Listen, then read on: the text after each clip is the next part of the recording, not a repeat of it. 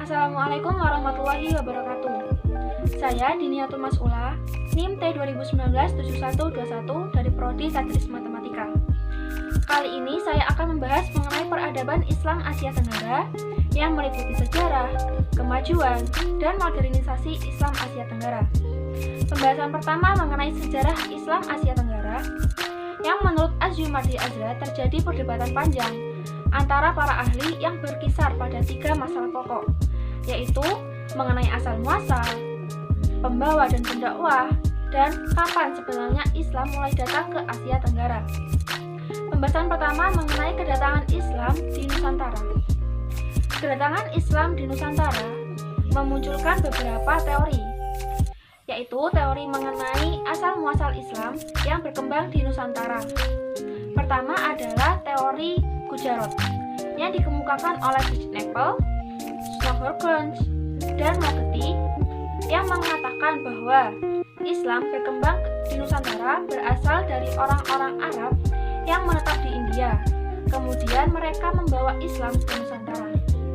Teori ini berdasarkan pada persamaan mazhab Syafi'i yang dianut oleh umat Islam Nusantara dengan umat Islam di Gujarat yang sama. Selain itu, teori ini berdasarkan penemuan nisan yang mirip dengan nisan yang ada di Gujarat. Teori kedua adalah teori Bengal yang dikemukakan oleh Fatimi yang mengatakan bahwa Islam Nusantara berasal dari Bengal dan berdasarkan pada nisan Malik As-Saleh Raja Pasai yang mirip dengan batu nisan di Bengal. Namun karena ada perbedaan mazhab umat Islam Bengal dengan umat Islam di Nusantara, membuat teori Bengal ini menjadi lemah.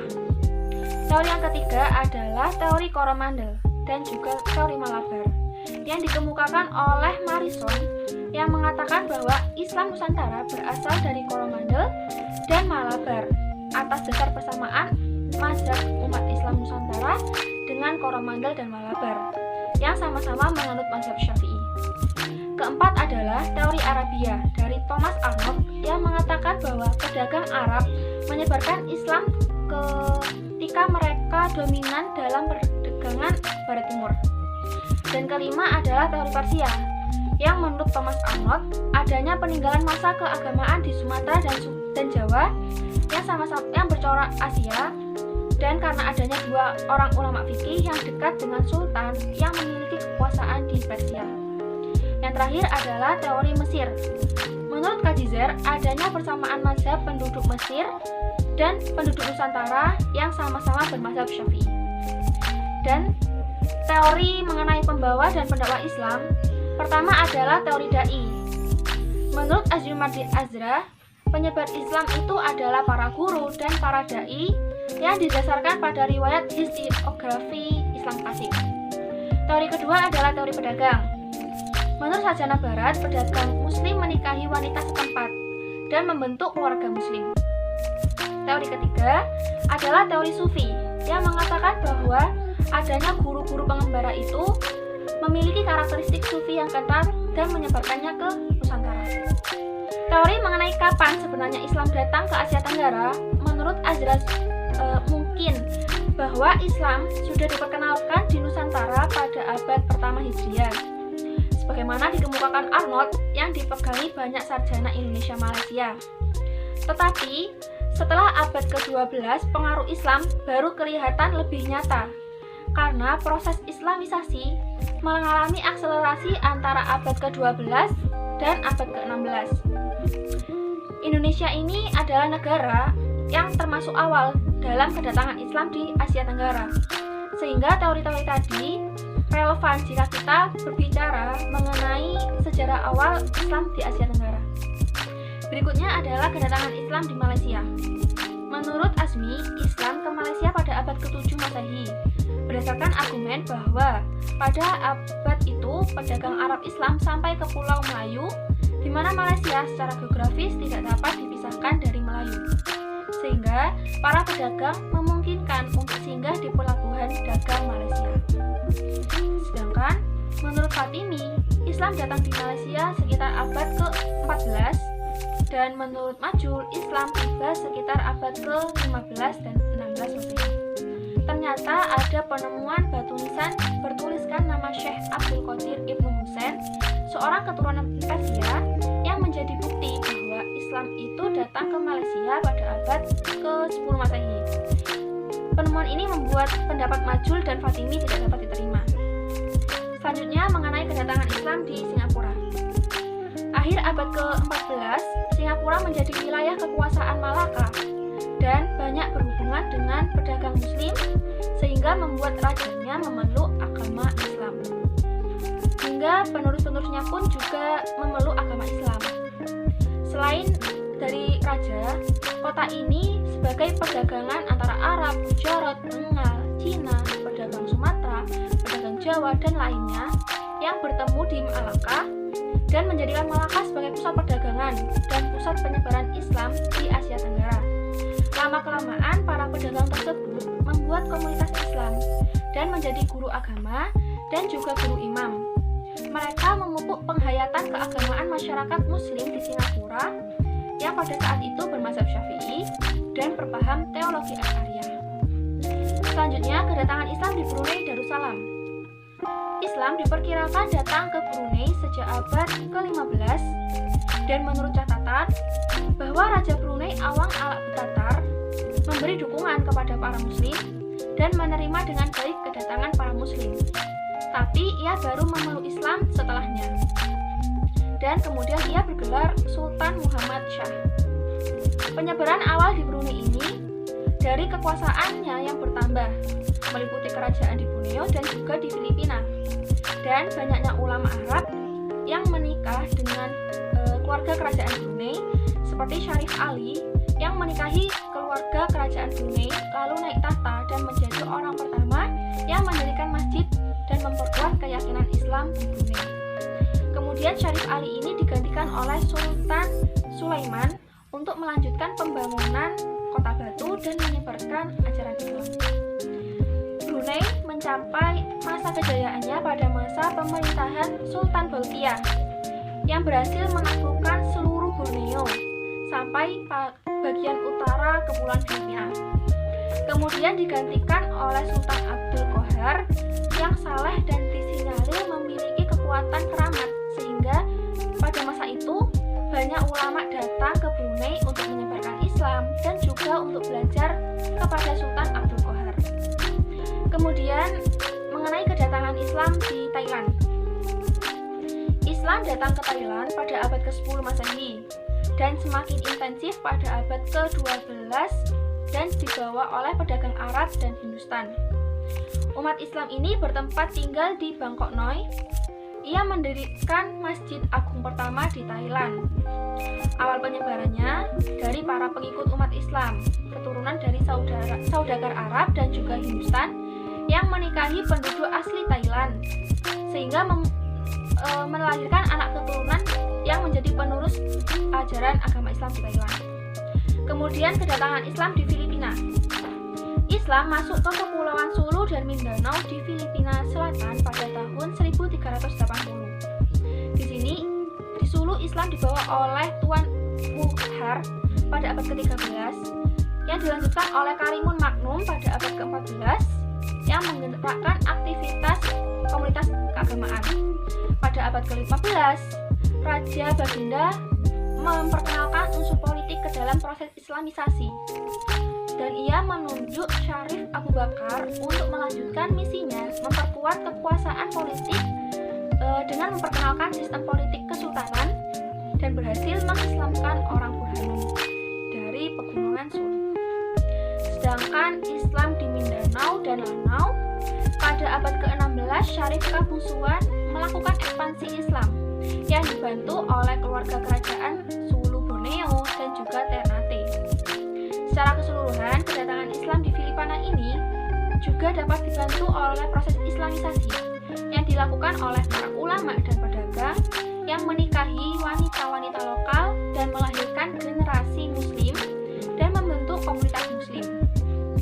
Lalu, kedatangan Islam di Myanmar. Myanmar awalnya terbagi dari beberapa kerajaan, sehingga ada beberapa versi mengenai kedatangan Islam. Pertama, mengenai kedatangan Muslim di Arakan. Dari prajurit dan para ulama Arab yang tinggal dan berasimilasi dengan penduduk Arakan, mereka menyebarkan Islam hingga Raja Naira Meila memeluk Islam, kemudian para penduduknya. Sedangkan di Bagan pada tahun 1044 menjadi lalu lintas penting perdagangan yang menjadikan pusat komunitas muslim perdagangan. Selain itu, Islam juga datang dari pelaut muslim yang pergi ke Bagan dan menikah dengan orang asli Bagan yang melahirkan keturunan muslim. Selanjutnya, kemajuan Islam Asia Tenggara. Di Indonesia, kedatangan Islam menjadikan masyarakat Indonesia mengalami transformasi dari agraris menjadi masyarakat kota. Nusantara menjadi maju dalam bidang perdagangan dengan bangsa Timur Tengah seperti Arab, Persia, dan India. Selain itu, kemajuan Islam tampak pada berdirinya kerajaan Islam. Yang pertama, ada kerajaan Islam Demak yang berdiri dan berhasil mengalahkan kerajaan Majapahit. Kemudian kerajaan Demak itu mengislamkan Banjarmasin, Pulau Manado, dan mengislamkan Maluku. Selain itu, pada akhir abad ke-15, Brunei Darussalam masuk Islam, lalu menyebarkan ke utara Filipina dan mendirikan kerajaan Islam di sana. Selanjutnya, kerajaan Makassar juga mengislamkan Bugis, serta penduduk Pulau Sumbawa dan penduduk Lombok. Setelah Bugis diislamkan oleh Makassar, ia kemudian menyebarkan Islam ke Flores dan juga seluruh Jawa secara bertahap. Kemajuan lain pada bidang pendidikan. Dari masyarakat yang telah diislamkan dengan sedikit muatan lokal, Islamisasi kawasan Asia Tenggara ini membuat pendidikan tidak lagi menjadi hak para kaum bangsawan, tetapi tradisi pendidikan Islam melibatkan seluruh masyarakat yang diharapkan mampu membaca Al-Quran pada masa Islam secara rasional dan juga belajar huruf Arab. Selain itu, di wilayah Pasai, Malaka, Aceh, dan Patani muncul pusat pengajaran agama yang menjadi daya tarik para pelajar dari sejumlah penjuru wilayah. Selain itu, banyak masjid, surau, dan pesantren menjadi lembaga pusat pengajaran Islam yang terbina. Selanjutnya, pada bidang pembangunan. Di wilayah Muangtai, Patani, hukum Islam telah diterapkan dan para penduduk wilayah ini mampu mendirikan 2.000 masjid yang sudah terdaftar secara hukum. Kemajuan lain, Islam pada bidang politik. Pada bidang ini terdapat kampanye Partai Islam Malaysia yang menyatakan untuk membentuk negara Islam. Selain itu, unit Malay National Organisasi, pemimpin dari Front Politik, memasukkan nilai-nilai Islam ke dalam kebijakan pemerintahan. Lalu ada Angkatan Belia Islam Malaysia, juga mempromosikan citra positif Islam kepada Muslim dan juga non-Muslim untuk mewujudkan gaya hidup masyarakat Islam seperti di zaman Nabi. Lalu Majelis Ulama Islam Singapura juga diberikan tanggung jawab untuk mengatur pemberian beasiswa, berwenang mengeluarkan fatwa, dan juga pengelolaan masjid di Singapura. Kemajuan lain pada bidang hukum. Majelis Ulama Islam diberikan tanggung jawab untuk mengatur administrasi hukum Islam di Singapura seperti pengumpulan zakat, mal zakat, fitrah, perjalanan ibadah haji, dan juga organisasi sekolah agama. Selain itu, di Filipina juga melahirkan Muslim Independence Movement dan Moro Nasional Liberasi yang berjuang untuk mempertahankan pembangunan dan melaksanakan hukum keluarga bagi kaum muslim. Sedangkan di Brunei Darussalam yang mayoritas penduduknya Islam mendirikan organisasi bukan hanya untuk memperjuangkan kaum muslim saja, tetapi untuk kepentingan partai dan keseluruhan masyarakat Burma atau masyarakat Brunei Darussalam. Itulah mengapa kemajuan Islam Asia Tenggara di berbagai bidang sangat berpengaruh dalam kemajuan dan pertumbuhan Islam selanjutnya. Pembahasan selanjutnya mengenai modernisasi Islam Asia Tenggara. Islam mengalami kemajuan pesat, ditandai dengan kekuasaan yang luas dan penyatuan antar wilayah Islam. The Golden Age of Islam menghiasi panggung sejarah dunia abad klasik. intensitas pergumulan dengan peradaban Muslim, menggerakkan era Renaissance pada abad ke-14 Masehi, dan memunculkan era reformasi dan era Auklarum pada abad ke-17 Masehi, yang menjadikan bangsa modern dan semakin canggih. Seperti kebangkitan Islam di Indonesia yang menaruh perhatian pada kemiskinan, kesenjangan pendapatan, dan eksploitasi ekonomi. Sedangkan di Malaysia lebih terlibat pada identitas, simbol-simbol, dan ritus-ritus yang membantu mendefinisikan kebangkitan tersebut. Sedangkan di Filipina bagian selatan cenderung lebih radikal. Maka hal ini memperlihatkan bahwa kebangkitan Islam dikondisikan oleh sesuatu yang ada di wilayah masing-masing tersebut. Modernisasi Islam Asia Tenggara tidak terlepas dari cara-cara datang dan berkembangnya Islam Asia Tenggara. Proses perkembangan Islam Asia Tenggara pertama melalui saluran perdagangan. Masuknya Islam bermula dari kesibukan lalu lintas perdagangan abad ke-7 hingga ke-16, membuat pedagang Muslim turut dalam perdagangan dari negeri bagian barat Tenggara dan timur benua Asia. Sehingga di beberapa tempat banyak penguasa masuk Islam akibat hubungan ekonomi dengan pedagang Muslim. Saluran yang kedua melalui perkawinan. Dari sudut ekonomi, pedagang Muslim memiliki status sosial yang lebih baik daripada pribumi, sehingga penduduk pribumi tertarik untuk menikah dengan saudagar itu. Tetapi sebelum mereka menikah, mereka diislamkan terlebih dahulu hingga mereka punya keturunan dan juga lingkungannya semakin luas dan menimbulkan kampung-kampung, daerah-daerah, dan kerajaan Muslim mulai muncul. Yang ketiga adalah saluran tasawuf.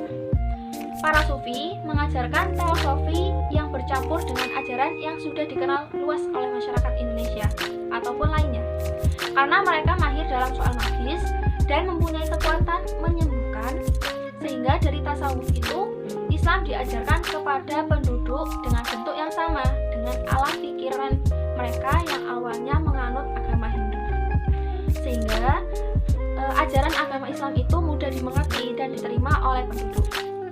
Yang keempat, melalui saluran pendidikan. Islamisasi melalui pendidikan ini lebih baik dari misalkan pesantren yang diselenggarakan oleh guru agama, kiai, dan ulama. Lalu setelah santri-santri tersebut pulang dari pesantren, mereka menyebarkan di kampung-kampung ataupun mereka pergi ke tempat tertentu untuk mengajarkan Islam. Yang kelima, melalui saluran kesenian. Misalkan di Nusantara, seperti pertunjukan wayang oleh Sunan Kalijogo. Dalam setiap pementasannya disisipkan ajaran Islam yang menarik minat para penontonnya hingga mereka tertarik untuk mempelajari agama Islam. Dan yang terakhir, melalui saluran politik. Seperti di Maluku, Sulawesi Selatan, ataupun kebanyakan lainnya, rakyat masuk Islam setelah rajanya memeluk Islam. Jadi pengaruh politik raja sangat membantu tersebarnya Islam. Bahkan demi kepentingan politik, kerajaan-kerajaan Islam bahkan memerangi kerajaan non-Muslim, sehingga melalui kemenangan kerajaan Islam tersebut banyak yang tertarik untuk mengikuti ajaran agama Islam. Lalu pengaruh dari modernisasi lainnya adalah dari tahap-tahap berkembangnya Islam. Perkembangan Islam diawali dari kehadiran para pedagang Muslim pada 7-12 Masehi. Pada fase ini, permulaan sosialisasi Islam di kawasan Asia Tenggara yang dimulai dengan kontak sosial budaya antara pendatang Muslim dengan penduduk setempat. Tahap kedua, dari terbentuknya kerajaan Islam pada 13-16 Masehi. Di fase ini, Islam semakin tersosialisasi dalam masyarakat Nusantara karena terbentuknya pusat kekuasaan Islam. Di akhir abad ke-13, Samudra Pasai sebagai kerajaan Islam pertama di Indonesia merebut jalur perdagangan Selat Malaka yang sebelumnya dikuasai kerajaan Sriwijaya. Ini terus berlanjut hingga permulaan abad ke-14 berdiri kerajaan Malaka di Semenanjung Malaysia. Yang ketiga, melalui tahap pelembagaan Islam. Pada fase ini, sosialisasi Islam semakin masuk ke pusat-pusat kekuasaan sampai hampir ke seluruh wilayah. Hal ini karena peranan penyebar dan pengajar Islam yang menduduki berbagai jabatan dalam struktur birokrasi kerajaan. Demikian modernisasi Islam Asia Tenggara. Dan selanjutnya mengenai kesimpulan dari materi ini adalah teori-teori yang bermunculan merupakan upaya untuk menjawab permasalahan pokok seputar kapan, dari mana, dan siapa pembawa agama Islam ke Asia Tenggara. Perbedaan yang muncul dari tiap teori yang ada disebabkan karena kurangnya data pendukung serta keberpihakan yang cenderung hanya menekankan aspek khusus dari ketiga permasalahan pokok yang memunculkan berbagai argumen. Namun, berbagai argumen dari banyaknya teori tersebut saling memiliki keterkaitan dengan peradaban Islam. Demikian pembahasan mengenai peradaban Islam Asia Tenggara. Jika masih banyak kekurangan, saya mohon maaf. Demikian, wassalamualaikum warahmatullahi wabarakatuh.